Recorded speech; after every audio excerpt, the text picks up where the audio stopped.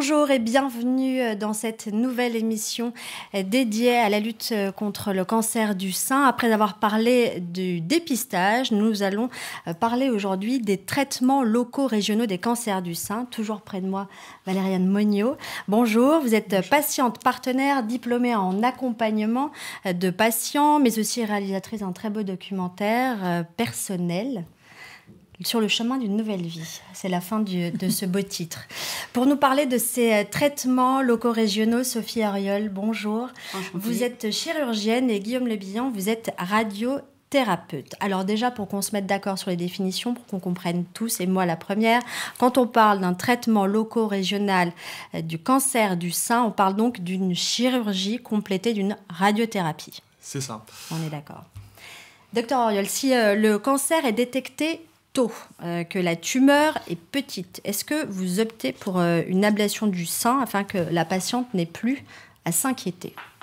Alors généralement, sur des tumeurs de petite taille, le chirurgien va plutôt proposer un traitement conservateur, c'est-à-dire enlever la tumeur et les tissus qu'il y a autour. Voilà. Donc on sait qu'une chirurgie conservatrice, donc enlever la tumeur, complétée d'une radiothérapie, c'est aussi efficace, ou en tout cas le risque de récidive est équivalent à une mastectomie, donc le fait d'enlever le sein. Voilà, donc le choix du traitement chirurgical, un traitement conservateur, une tumorectomie, ou un traitement radical, une mastectomie, ce choix-là, il va être fait avec le chirurgien en consultation. Et la patiente, on va aussi tenir compte de ses préférences. Elle va être guidée dans son choix. Le chirurgien va lui expliquer les avantages et inconvénients de chaque chirurgie. Voilà. Guidé uniquement par justement vous, le chirurgien, ou comment est-ce qu'on peut justement être bien informé? C'est un choix que l'on sait difficile.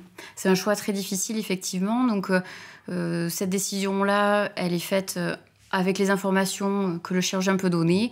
Il y a des avantages à conserver son sein. C'est plus simple d'avoir une vie sociale normale, une image corporelle qui est conservée, un sein qui est toujours présent. La chirurgie permet aussi d'avoir un résultat esthétique qui est satisfaisant quand on conserve le sein. Le choix d'une mastectomie peut aussi se faire. Les patientes, elles peuvent être angoissées quand elles ont eu un cancer, d'avoir un risque de rechute, par exemple. Donc c'est vrai que le fait d'enlever le sein peut diminuer cette angoisse-là, mais cependant, vivre sans sein, c'est aussi quelque chose de particulier. Et vivre sans sein ou avec un sein qui est reconstruit, c'est pas toujours facile. Donc nous, chirurgiens, on est là aussi pour guider les patientes. Et justement, quand il y a ablation d'un sein ou de deux seins, comment se passe la reconstruction et quand? Il y a différentes formes de reconstruction. Tout à fait. Donc, la chirurgie du cancer, c'est avant tout traiter le cancer. Et quand on peut, on propose effectivement une reconstruction. Donc, cette reconstruction, c'est pas de la chirurgie esthétique, c'est vraiment de la chirurgie réparatrice.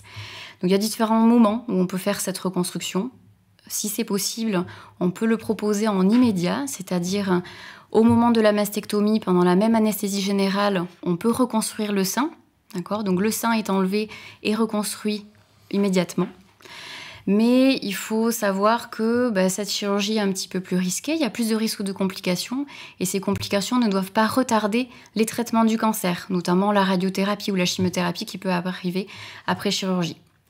L'autre option, c'est de faire une mastectomie sans reconstruction et envisager la reconstruction d'une manière différée, donc quelques mois après la fin des traitements. Alors, à partir du moment où vous opérez, quand vous ne faites pas de mastectomie, mais à partir du moment où vous intervenez, est-ce qu'il y a forcément des déformations du sein, du bras ?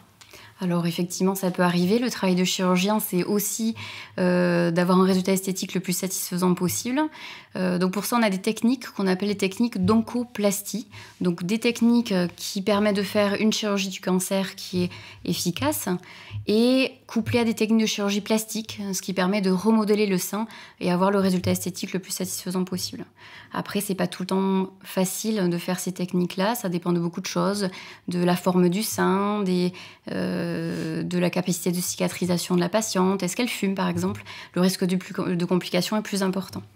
Les complications, un hématome, une infection, un retard de cicatrisation peut aussi rendre le résultat esthétique moins satisfaisant.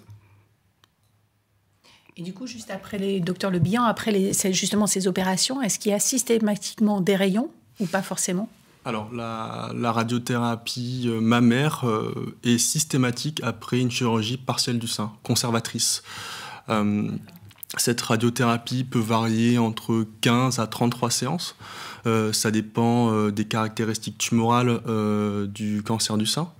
Le but de cette radiothérapie est de diminuer en fait les rechutes intramammaires et après à distance.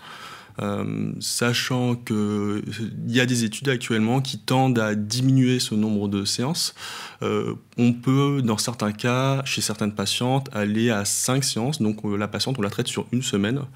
Dans d'autres cas, chez des femmes ménopausées, pour des cancers très localisés, on peut faire de la radiothérapie pendant l'intervention chirurgicale. C'est ce qu'on appelle la radiothérapie péropératoire, avec une dose unique. Donc c'est vraiment sympa pour les patientes.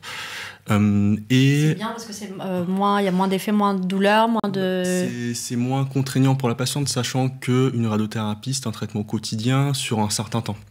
Alors expliquez-nous justement, comment ça se passe, une radiothérapie? Comment démarre cette prise en charge? Comment ça se passe? La première étape de la radiothérapie, c'est d'abord une consultation avec le médecin radiothérapeute qui va revenir sur l'indication de radiothérapie, qui va également, lors de la consultation, définir le protocole, les volumes de traitement qu'il va créer et également le nombre de séances qui va être fait. Ensuite, il y a un scanner qu'on appelle le repérage, qui est fait dans le service de radiothérapie, qui permet de définir les zones que l'on veut traiter et également, surtout, de protéger les organes à risque adjacents de la zone qu'on traite, notamment adjacent du cœur, enfin adjacent de la glande mammaire, le cœur et les poumons. Ensuite, il y a à peu près une dizaine de jours. Ce temps-là est nécessaire pour la bonne préparation du protocole de traitement et la planification de la dosimétrie, c'est-à-dire les doses de rayons que l'on va mettre dans la glande mammaire et dans le traitement qu'on va faire. Ensuite, le traitement donc débute de radiothérapie et les patientes viennent dans le service de radiothérapie quotidiennement, sans interruption, du lundi au vendredi, sauf les week-ends, jours fériés et maintenance de la machine. C'est ambulatoire ou elle reste vraiment une semaine? Une séance, dure 20 minutes. Globalement, entre le moment où la patiente arrive, on la prépare, on la place sur la machine, on la repositionne, mais il y a 2-3 minutes de traitement pur par radiothérapie. D'accord. Et alors, comment ça se passe à l'issue, dès qu'on sort de cette séance? Est-ce qu'il faut être accompagné? Non, pas forcément. Les rayons en soi, c'est invisible. Ça fait pas mal. Il y a des effets secondaires qui apparaissent, mais au fur et à mesure des traitements, au fur et à mesure des jours qui passent, vu qu'on met des petites doses un peu tous les jours, forcément le tissu qu'on va traiter sera un peu inflammé. Globalement, pour les cancers du sein, lorsqu'on traite la glande mammaire, il y a ce qu'on appelle une radioépithélite, c'est-à-dire que le sein en fait est un peu rouge et un peu inflammé, avec une sensation de chaleur. Mais ça se passe très bien dans la plupart des cas et ça arrive vers la 2e, 3e semaine. D'accord. Et au quotidien, donc les personnes peuvent continuer de vivre Complètement. Elles peuvent vivre, elles peuvent continuer à faire du sport. Ça, il n'y a pas de limitation. Il y a même des femmes que l'on traite qui continuent à travailler. Et elles, on les prend soit le soir, soit le matin très tôt, en fonction de leurs préférences. D'accord. Par rapport à la reconstruction du sein, après les rayons, on peut aussi apparemment envisager une reconstruction avant les rayons. Dans quel cas ça se passe? En effet, lorsque l'on a de la radiothérapie, ça ne veut pas dire qu'on ne peut pas avoir de reconstruction mammaire. Ça retarde pas ce processus-là? Alors, comme l'a dit Sophie, on peut faire des rayons, on peut faire des rayons après une reconstruction mammaire, lorsque la reconstruction est faite lors du premier temps opératoire du cancer du sein.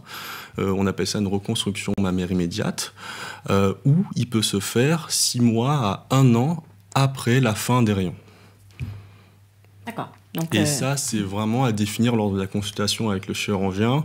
Lorsqu'il y a une indication de mastectomie, la patiente devrait s'interroger sur les possibilités de reconstruction. Et c'est très important justement d'avoir un dialogue avec son chirurgien à ce moment-là. Très bien.